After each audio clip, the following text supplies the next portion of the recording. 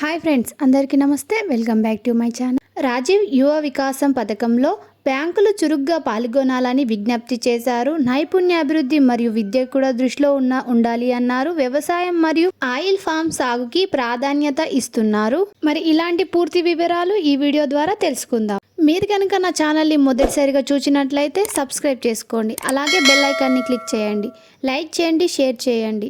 ఇప్పుడు టాపిక్లోకి వెళ్దాం. రాజీవ్ యువ వికాస పథకం యువత ఉపాధికి అయితే ఇది అపూర్వమైన ఆర్థిక సహాయం అని అయితే చెప్పవచ్చు. హైదరాబాద్లో జరిగిన రాష్ట్ర స్థాయి బ్యాంకర్ల కమిటీ సమావేశంలో ప్రసంగిస్తూ బట్టి విక్రమార్క గారు మాట్లాడుతూ ఈ చొరవలో 9,000 కోట్ల విలువైన ఆర్థిక సహాయం ఉంటుంది.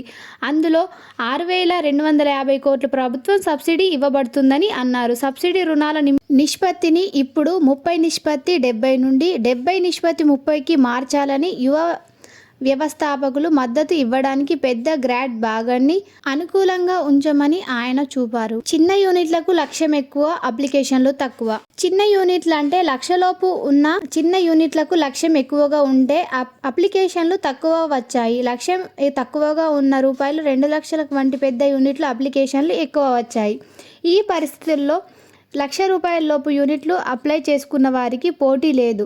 వీరిలో అర్హత ఉన్న వారిలో దాదాపు అందరూ సెలెక్ట్ అయ్యే వీలుంది.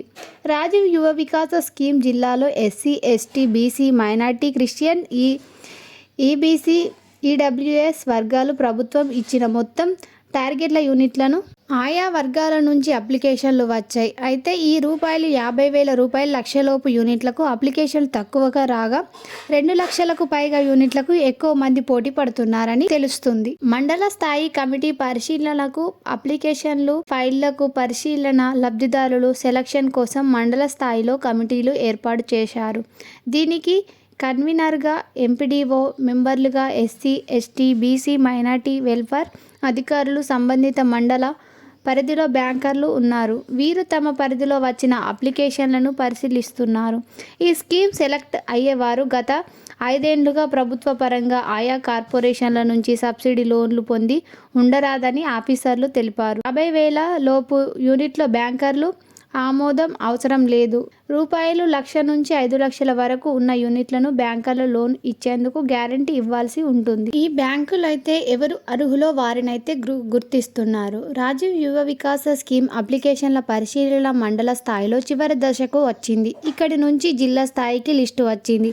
ఆ తర్వాత పరిశీలన చేసి ఫైళ్లను చేస్తామని ఇప్పటికే బ్యాంకర్లు తగిన సూచనలు చేశారు. బ్యాంకులు చురుగ్గా పాల్గొనాలని విజ్ఞప్తి. ఈ పథకాలకి బ్యాంకులు 8 లక్షల కోట్ల వార్షిక క్రెడిట్ ప్లాన్లను కేవలం 2.2% మాత్రమే కేటాయించాల్సి ఉంటుందని నొక్కి చెబుతూ లక్ష్యాన్ని గుర్తు చేసుకోవడానికి పూర్తి సహకరించాలని డిప్యూటీ సీఎం బ్యాంకర్లను కోరారు. క్షేత్రస్థాయిలో అన్ని బ్యాంకులలో అమలును పర్యవేక్షించడానికి మరియు సమన్వయం చేయడానికి ఒక నోడల్ అధికారానికి నియమించాలని ఆయన ఎస్ఎల్బీసీని అభ్యర్థించారు. నైపుణ్యాన్ని మరియు విద్యా అభివృద్ధిని కూడా దృష్టిలో పెట్టుకోవాలని అన్నారు.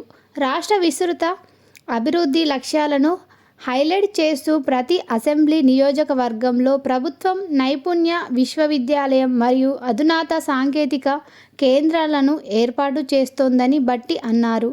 విద్యావంతులైన మరియు ఉపాధి పొందగల శ్రామిక శక్తి సృష్టించడానికి పాఠశాల నుండి విశ్వవిద్యాలయ స్థాయి వరకు పూర్తి ఫీజు రియంబర్స్మెంట్కు తెలంగాణ నిబద్ధతను ఆయన చెప్పారు. వ్యవసాయం మరియు ఆయిల్ ఫామ్ సాగుకు ఎక్కువ ప్రాధాన్యత అయితే ఇస్తున్నారు. ఇప్పటికీ ఒక ప్రధాన ప్రాధాన్యతగా ఉందని ధృవీకరిస్తూనే డిప్యూటీ సీఎం గారు బ్యాంకులకు ఆయిల్ ఫామ్ సాగు ఉదారంగా రుణాలు మంజూరు చేయాలని ప్రోత్సహించారు.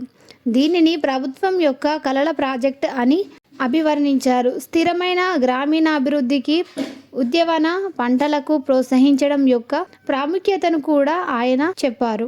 రాజీవ్ యువ వికాస పథకంలో సిబిల్ స్కోర్ ఎంత ఉంటే మనకి రుణం వస్తుంది అనే విషయం గురించి తెలుసుకుందాం. రాజీవ్ యువ వికాస పథకంలో సిబిల్ స్కోర్ 700 కంటే ఎక్కువ ఉండాలి అని అధికారులు పేర్కొనడంతో దరఖాస్తుదారులు ఆందోళన చెందుతున్నారు.